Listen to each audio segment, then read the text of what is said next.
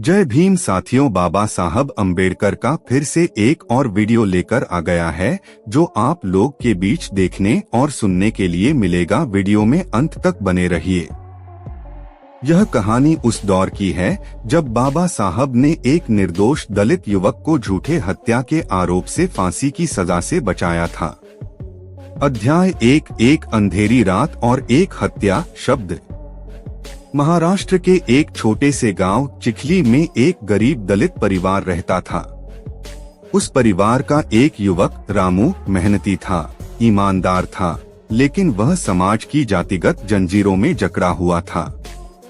एक रात गांव में एक जमींदार की हत्या हो गई। चूंकि रामू को उस जमींदार ने कुछ दिन पहले बेइज्जत किया था, इसलिए पुलिस ने बिना जांच के ही उसे गिरफ्तार कर लिया। अंग्रेज अफसर और उच्च जाति के दबंगों ने मिलकर उसे हत्या का दोषी ठहराया। रामू पर मुकदमा चलाया गया और उसकी फांसी की तारीख तय कर दी गई। अध्याय 2 रामू की मां और मुंबई की यात्रा शब्द। रामू की मां जिजाबाई अनपढ़ थी लेकिन साहसी थी। किसी ने उसे बताया कि बंबई में एक बड़ा वकील है जो दलितों का मसीहा है, डॉक्टर भीमराव अंबेडकर। अपने बेटे की जान बचाने की आखिरी उम्मीद के रूप में जिजाबाई ने अपने गहने बेच दिए और बाबा साहब से मिलने मुंबई पहुंची। वह बाबा साहब के ऑफिस राजगृह पहुंची, जहां उन्होंने बाबा साहब के पैरों में गिरकर रोते हुए कहा, साहब, मेरा बेटा बेगुनाह है, आप ही उसे फांसी से बचा सकते हैं। बाबा साहब ने तुरंत केस की फाइल मंगाई और पढ़ने के बाद बोले, तुम्हारा बेटा निर्दोष है, मैं उसकी लड़ाई लड़ूंगा, एक निर्दोष को फांसी नहीं होने दूंगा। अध्याय 3 कोर्ट में क्रांति शब्द। मुकदमा अब बॉम्बे हाई कोर्ट में चल रहा था। बाबा साहब ने केस की बारीकी से तैयारी की।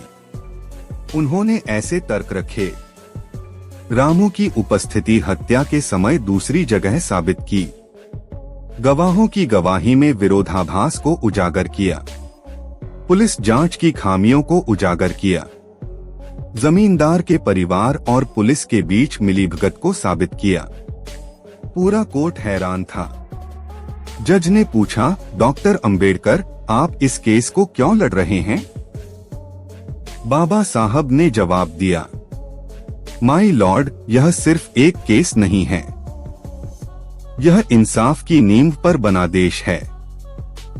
अगर एक निर्दोष को फांसी होती है तो कानून मर जाता है।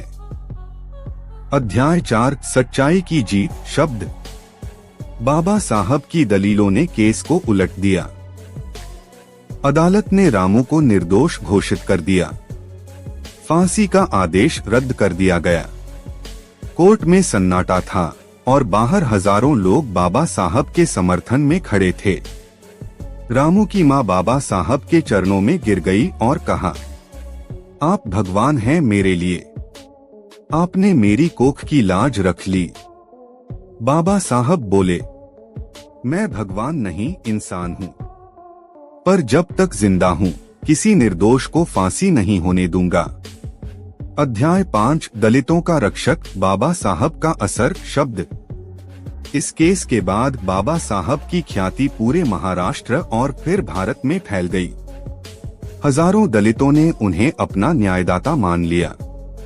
इस केस ने कई बातों को उजागर किया। कानून सिर्फ अमीरों के लिए नहीं है, दलितों को भी न्याय पाने का अधिकार है। बाबा साहब जैसे लोग कानून को हथियार बनाकर समाज में क्रांति ला सकते हैं।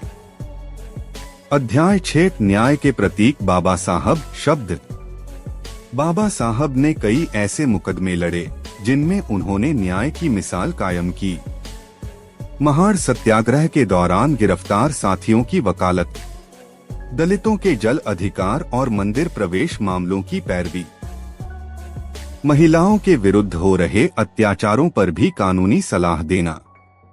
उनकी वकालत सिर्फ अदालतों तक सीमित नहीं थी, बल्कि वह जनता की अदालत में भी लड़ा। जय भीम, जय संविधान। अगर आप लोग को बाबा साहेब अम्बेडकर का वीडियो देखना और सुनना पसंद करते हैं तो इस चैनल को सब्सक्राइब कर लीजिए।